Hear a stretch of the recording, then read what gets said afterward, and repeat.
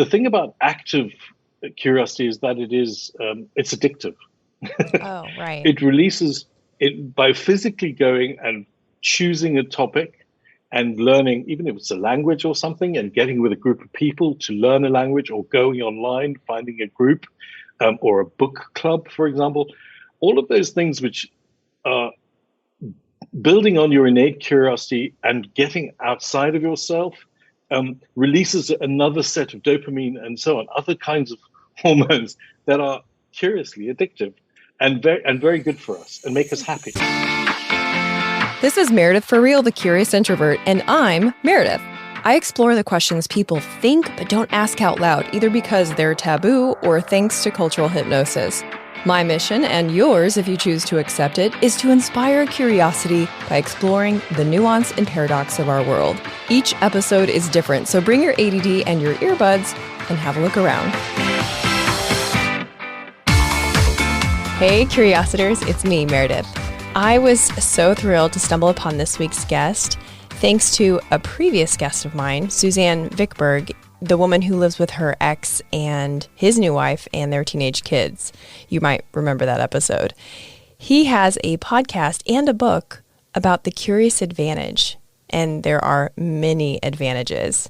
I feel like he was just tailor-made for all of you for this episode. If you're a repeat listener, you know that I believe strongly in the power of curiosity to build up, to fortify, to connect, and to discover. And that's why I created this podcast, to cultivate curiosity in a world that aims to simply cancel. So thank you to new and loyal listeners alike. I appreciate you so much. I will do my best to continue to bring you the content that's both entertaining and meaningful. And if you're new here, welcome to the anti-algorithm. Each week is a new conversation that offers something to be curious about and something to learn. There's really no specific order to listen to episodes, and at the end of each episode, I offer a next episode suggestion of if you liked that, you might like this sort of thing. So have a look around and hit play on whatever grabs your attention. All right, enjoy the show. Is curiosity an advantage? What is curiosity's role in an increasingly algorithmic world? And what happens to our brains when we explore curiosity? It turns out my next guest loves asking these questions, and he even wrote a book with some of the answers. He's the founding partner of the global consulting and design firm, the Ludic Group, and one of the authors of the book, The Curious Advantage, an exploration of every angle of curiosity, historical, anthropological, business, and more. He cites curiosity as kind of a superpower and an essential quality in a growing digital age. Today, we're going to discuss the curious advantage and the difference between active and passive curiosity. Academic and musician, fellow podcaster, honorary curiositor, Garrick Jones. Thanks for coming on the show. Thank you, Meredith. I'm really pleased to be here. Thank you for the invitation. So when you and your colleagues wrote The Curious Advantage, you did a lot of research. Can we kick things off with talking about how do you research curiosity, and what did your research tell you? It's fascinating. We started off asking questions about learning because we had a hunch that learning was really at the heart of the digital realm, and how can you thrive in the digital realm. And the more we researched, the more curiosity came up, and the more we looked at it from neuroscience or behavioral or the psychological, or the more we looked at it, the more this word curiosity came up. And so we gave up and we just decided to focus on curiosity. The fun thing about that was that we were then in a learning state, and we were asking questions that were new to us, and we had a very interesting and curious process for our research. We wanted to do a broad scan, sort of multidisciplinary. What are the neuroscientists saying? What are the behaviorists? What are the management theory people saying? What are the psychologists, the child psychologists? What are the people who know about the pheromones and the hormones in our systems? What are they telling us about curiosity and the state of it? Anthropologists as well. And we took all of our research, threw it into a online system called Evernote. I don't know if you know it. It's a great program. And then from there, we applied some artificial intelligence to all of this research, and we did some cluster analysis. And the clustering sort of brought us into a number of groups of interesting things about curiosity. And that clustering, weirdly, fell into about 7 or 8 groups, and 5 of them began with the letter C. And we played a game thinking, well, can we call all of them by the letter C, which was a bit of a, a little bit of a trite construct, but we did it anyway. And it was fun. And guess what? We came up with 7 big clusters of information, which we called the 7 Cs. And as soon as we said the 7 Cs, we suddenly went, oh my God, sailing the 7 Cs, sailing the 7 Cs of curiosity. And the metaphor threw itself at us, and which really played into then what became our sort of defining definition of curiosity, which is to have an attitude of wonder and a spirit of exploration. And that became sort of my mantra when it comes to what does it mean to be curious? We think have an attitude of wonder, but have a spirit of exploration. And it's that difference between the wonder and the exploration which makes the difference between, as you were talking, passive and active curiosity and so on. Fascinating. It is fascinating. Was there any one benefit across all the disciplines of being curious when you were doing that research? The one benefit of being curious, well, I mean, it comes anthropologically from a fight or flight situation. If you learn information, you immediately go into a kind of tense, the hormones in the body release cortisol, and you get tense, but you get curious because you need to know, am I safe or am I in danger? If I touch this, will I be hurt? If I go open through, if I open that door, will there be danger on the other side? So being curious makes us actively aware and makes us much more present, weirdly. But that's an old, because of our old way of being built as humans. And another one of the neurosciences came up with, when you're curious and somebody gives you a piece of gossip, not a fact. If someone gives you a laundry list of facts, they're interesting enough. But as soon as somebody says, did you know about so-and-so? This happened. We immediately pay attention and all the neurons fire off in a way that is different. And we store that information because that kind of curiosity we store because we think it might be useful for us later. So gossip has turned out to be really helpful in terms of also keeping us safe and storing information down the line. Those were some of the interesting things. I mean, the obvious thing about curiosity is that it keeps our brain, neuroplasticity, keeps our brain active and alive. And curiosity not only stimulates the hormonal response that our brain needs to keep making new connections, but it also seems to have an impact on us physiologically. That is, my fellow author, Paul Ashcroft, is really into sports science. And he talks about climbing and the impact of curiosity on the body in terms of rehearsal and practicing and getting over fear. And the thing that he discovered was that we have a thing called the vagus nerve in our system, which runs, it's the main nerve that runs throughout our entire body. And there's a thing called the vagal tone, which is a kind of rhythmic electromagnetic wave that we give off. And the vagal tone is hugely stimulated by curiosity. And you can actually, curiosity takes us into an awareness and a hyper awareness of the things around us. But it actually, the more we stimulate the vagal tone, we stave off, they think, things like some of those aging diseases. Like Alzheimer's and dementia? Correct. Okay. Correct. So there's something this is early days, and it's nice science out of the Netherlands, but there's something to suggest that curiosity is actually good for our well-being and our longevity. That is fascinating. I personally relate to what you're saying, especially about the alertness, but I never thought of it in terms of fight or flight, because when I record the podcast, I record usually 4 to 6 at a time. So, I batch record them, and I'm much more alert, like the stress of, remembering everything and getting it all set up and executing it. If I don't have that, I know I'm screwed. Like I need the nervousness That's right. and I need to be present to not just read out the questions, but to really interact with my guest. But at the end of Mm. it, there is a coming down. And I always attributed that to being an introvert and needing my energy from being in solitude. But I wonder if It, it's related to what you're saying. Like it's okay, there was the fight or flight, and then it's the come yeah, down after.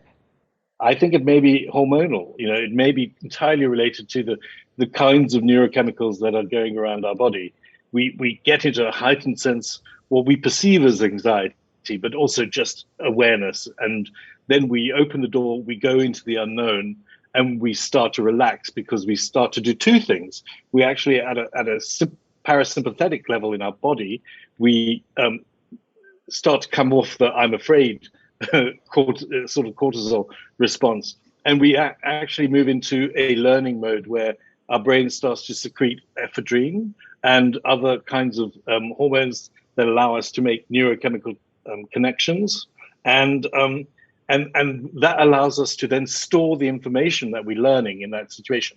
And once you've come out of that situation, heavy storage of information, being aware, then you have a come down and you Right. sit around the fire and you might feel exhausted or you might feel a little, okay, that's not as much fun as it was an hour ago. But it's it's why fairgrounds are so much fun. Oh, right. Well, I never The thought roller of, coaster. right. I never thought of curiosity as a cure for brain fog. And, Yeah. but I mean, kind of what you're saying, it is definitely for the mental decline that's due to inflammation and aging, but for just from day to day, just have a moment of curiosity and, sharpen up your skills, be sharper at work. That's pretty exciting. When you It talked is exciting. when you talked about like you said the curiosity as an attitude of wonder and a spirit of adventure, I am in love with that dual formula because an attitude of wonder is innate for sure, but a spirit of adventure, I think that speaks to the active part of Yes, curiosity, and then the wonderment maybe can perhaps be more passive. So can you that's kind of right. talk about the difference between the active and the passive curiosity? Well, what we found in the research, I mean, the original academic research, there's a lot of psychological work done on what they call trait and state curiosity. Trait, um, state curiosity is that time when you're wondering, um, what is going? Why is that blue? Why does the truck deliver those bottles at 4 o'clock in the morning? I'm curious. That's a kind of a state, and it's internal. Trait curiosity is that when you're actively wanting to learn something, you get up out of bed at 4 in the morning and you go and you look out of the window and you shine a torch and you go, why is that truck delivering bottles or picking up the beer that's been drunk at the party the night before? The trait curiosity is about being active and being outside of ourselves. There's a lot of evidence to suggest that active and passive, the passive curiosity is really important. It's important for um, uh, building our lives. It's important for dreaming. It's important for thinking about how rich the environment we want to be in is. And the more we have a kind of passive internal monologue going on, the more our brain is still remaining stimulated. But the act of curiosity, that act of picking a topic and going after it and physically moving your body and getting involved in learning and bringing that information into your body where you're modeling, it's a bit like a hologram. You taking what has been learned outside and putting it into your brain. That has another huge impact on how the neuroplasticity I was talking about earlier. I always think of, I recently became obsessed with vinyl records. I'm a musician, as you know, but Right. I went into my storeroom about 6 weeks ago after lockdown and discovered my hi-fi equipment, my old turntable and some of my vinyl, and it had been there for probably about 8 years. And I looked at it and I was like, oh my God, my vinyl. Wouldn't it be fun to, play? I've got a very fantastic hi-fi system and I've got all obsessed by digital and, streaming and it's all the best and studio quality and all the rest of it. Great. I've got wonderful sound in my environment.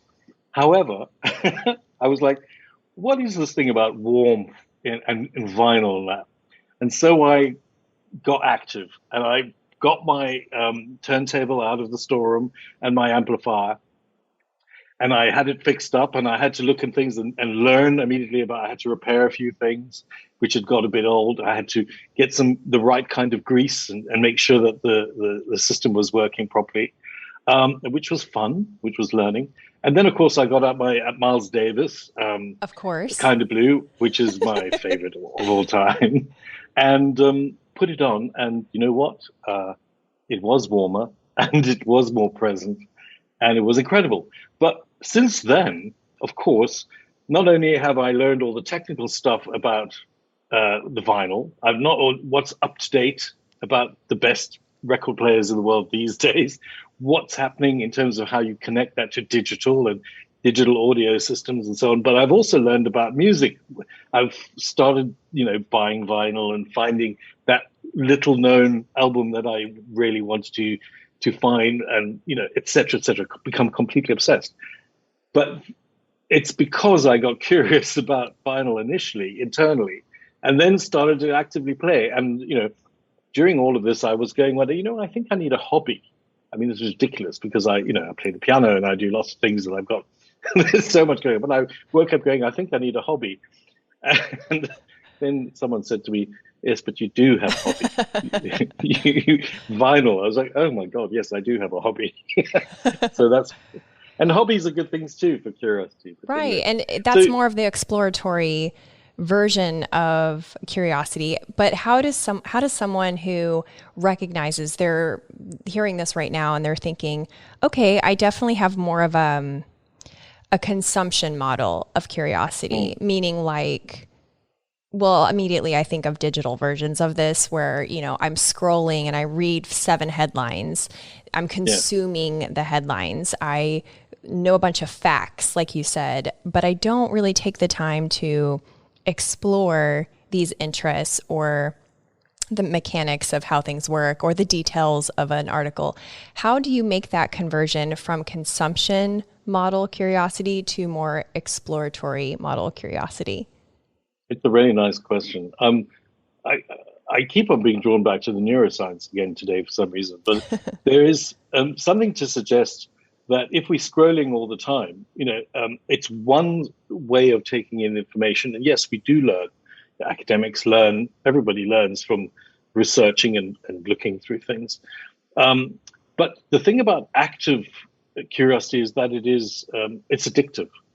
Oh, right. It releases it by physically going and choosing a topic and learning, even if it's a language or something, and getting with a group of people to learn a language, or going online, finding a group or a book club, for example.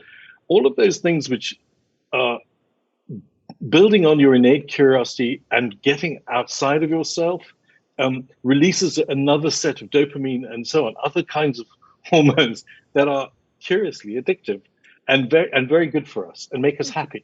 Hey, Curiositors, just a quick pause to show gratitude to our sponsors and give you some special deals.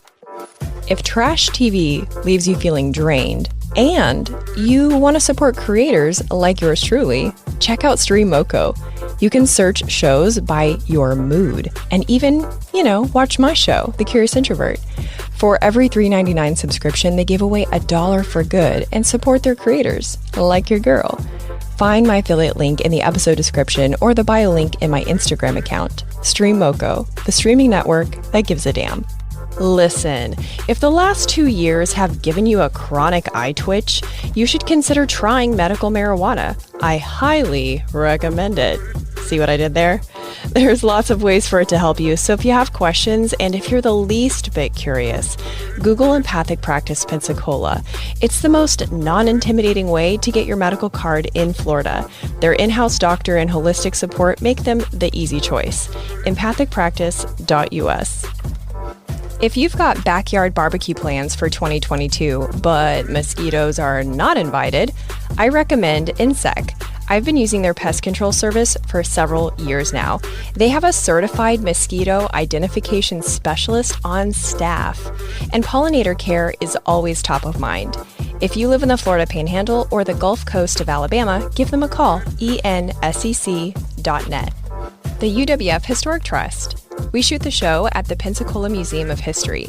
It not only houses exhibits of lesser-known Pensacola history, it's an event space too. So if you need a unique space in downtown Pensacola for a fundraiser, networking event, or a corporate party, take a look at historicpensacola.org. And if you want to tour one of the 12 museums, get your tickets in person so you can show the agent one of my emails and get $2 off an adult ticket. Get emails by texting REAL to 66866. Now back to the show. So I would suggest one of the other things about only scrolling is that we might become a victim, if you like. Maybe that's not a good word, the word I'm looking for, but we might become trapped by what we call critical bias. Right. So, for example, if you're only scrolling, there's nothing to say to you, why am I not just following something that gives me pleasure? Or why am I not just following an idea that reinforces my own set of beliefs, for example? How am I learning about things that are going on in the real world that might be challenging? And the things about active curiosity is that by engaging with the real world, and I got my turntable out and discovered that it needed some grease, and I had to repair it before I could put the vinyl on it. You engage with a difficult reality, and overcoming that is very powerful. The thing about active curiosity and getting involved with it is it's not only much more addictive, but we also learning from the real world. And learning from the real world and those encounters with the real world and curiosity that way are the best way to ensure that we're not subject to critical bias. And Finding basically like an frameworks algorithmic bubble. That's what I call it.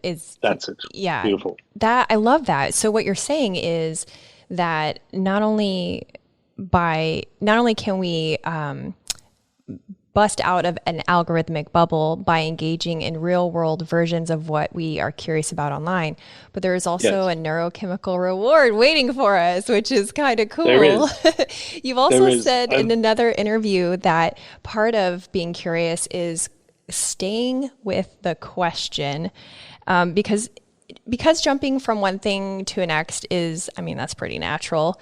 Sure. I'm just kind of, how do we stay with questions long enough to move into that neural reward that you were talking about?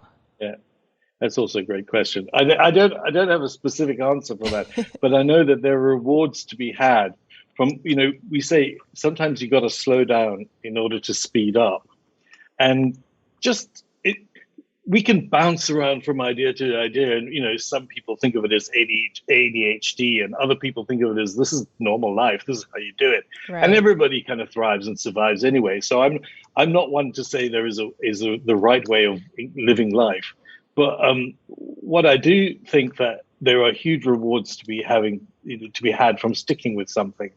For example, my jazz. For example, I play jazz. But I haven't done so for a while. But my vinyl I played jazz with a friend of mine the other day because the vinyl stimulated us to do it. And this is amazing. It kind of, when you stick with a topic, it's an infinite topic. All topics are infinite. You stick with them long enough and you find things that will reward you, I believe, even if it's not rewarding you in things that you anticipated. I started playing jazz again. I realized I needed to, remember some of my theory, for example. Not much fun, but it kind of switched on that. Okay, all right. So how do we do this again? Well, I think what you're also alluding to is the yes theory. Saying yes to things that are on your radar of curiosity, and you're saying yes to trying them, or yes to picking them up again, or yes to exploring them more, which sounds a lot more fun. It's a more fun way to frame it than, stay focused. It's like say yes and say yes over and over again. It's like the spooky house, if you go to Disneyland right. in Florida. Yeah, in Florida. And you take the kids to the haunted house, and then it takes you down. Everybody's petrified because they don't know what's coming. But you take one step forward and you open the door, you wonder what's beyond the door, you get through the door. Yes, there's a fright. It doesn't kill you. It's safe. It's a safe environment. And I always say this about, if there's a door you want to open, why not open it? You might learn something. You might have an encounter that's fascinating, but be safe, of course. Don't do stupid things. Paul, again, my co-author talks about getting confidence through curiosity. And he talks about the example of rock climbers. And rock climbers, those guys who go up Yosemite, and girls, and they do it without ropes. And I know I've watched half of a documentary because it was causing me heart palpitations. I had to stop. It was so intense. But the point being that when they learn how to do that rock climbing, yes, they're building their muscles, but they go up a meter and then they fall, or they go up 12 feet and then they fall. And they deliberately learn to fall because they learned how to recover when they fall. And by learning how to recover when they fall, that gives them the confidence to be able to do these incredible maneuvers as they go up the rock face. And so learning in failure, it's the same thing learning the piano. You learn in your failures. You don't rehearse for the stuff you're good at. You rehearse for the stuff which go wrong, so that if they do go wrong, you could get through that moment when you're performing. And there's something about not being afraid of failure, something about rehearsing stuff that isn't easy and learning about the stuff when you fall. And that builds the confidence which allows you to start the cycle again of curiosity, open the next door. That's amazing. I really didn't consider a benefit of curiosity to be confidence, but it's really neat when you think about that, especially when you talk about the benefits of active curiosity. And I think that's the reason I didn't think of it. It was because I was thinking of passive curiosity. When you were looking at all the research, and maybe just from your personal observations, have you noticed any definite curiosity killers that people tend to slip into? Well, usually based on fear. That's where fear is. The biggest killer of curiosity is fear. And we might have all kinds of reasons why we choose not to do something. But it's usually when you ask the question, what's behind that? What's behind that? It's usually about we were afraid of something. And when we encounter those things that we're afraid of, we actually ask ourselves, well, do I want to live a life like this? Or do I want to give it a go? Or do I want to take one small step to overcome that? I'm not saying that all fears are not rational, and people have real fears which need to be worked through. But the first step to doing so is to be curious about what life might be like beyond the fear. I'd say the biggest passion killer when it comes to curiosity is fear. That's interesting. I really love that. And one more question as it relates to curiosity, especially I think is relevant right now, is in resilience. So I'm wondering if maybe you came across this again in your research or just in your personal observations, because you're a curious person yourself. I've noticed that when I'm in a healthy place mentally and I lead with curiosity and someone says something ridiculous or offensive or whatever, I'm less bothered by it, and I can genuinely go, really? How long have you felt that way? Or, I've never heard that before. Tell me more about why you believe that. Is there a correlation between curiosity and resilience? There really is. That's a very nice way to put it. The research shows that when we're afraid or we aren't sure what to, if we're in a defensive state, we're aggressive, and people, we might encounter something and our response to that is aggressive.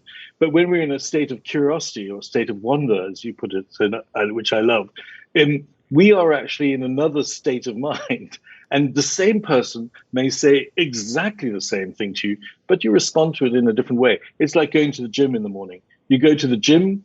If you haven't been to the gym, somebody might bring you something tough. and you have a freak out and you growl, or in my case, you roar. But if you've been to the gym, not only are you a bit tired, but you're full of euphoria because you've got all these hormones going through your system, and that you're much more open to what someone might say, and you're much in a better state to deal with these things. So curiosity and resilience go hand in hand, because curiosity allows you to encounter reality in a different way, in a way that's more likely to lead to success in life in general. Wow. I don't think I could have ended this talk on a better quote, Garrick. Thank you. As we wrap up, do you have any final thoughts on curiosity, or do you want to tell people where to find you and certainly where to find your book? Oh, that's very kind. I would love you to read our book, everybody. It's called The Curious Advantage. And we really focused on curiosity in the digital world. So what does it mean for us now that we live digitally? And why is curiosity so important to us today, and remaining curious and being able to be curious online? Also learn about the 7 C's of curiosity, or sailing the 7 C's of curiosity, which are the 7 big chunks that we think curiosity has to play. And they range from things like understanding context, needing a community, curating information, being creative, constructing things by building things and learning from reality, criticality, understanding how to use filters so that you don't just take everything for granted, and confidence, because confidence is the thing that gets built up by cycles of curiosity.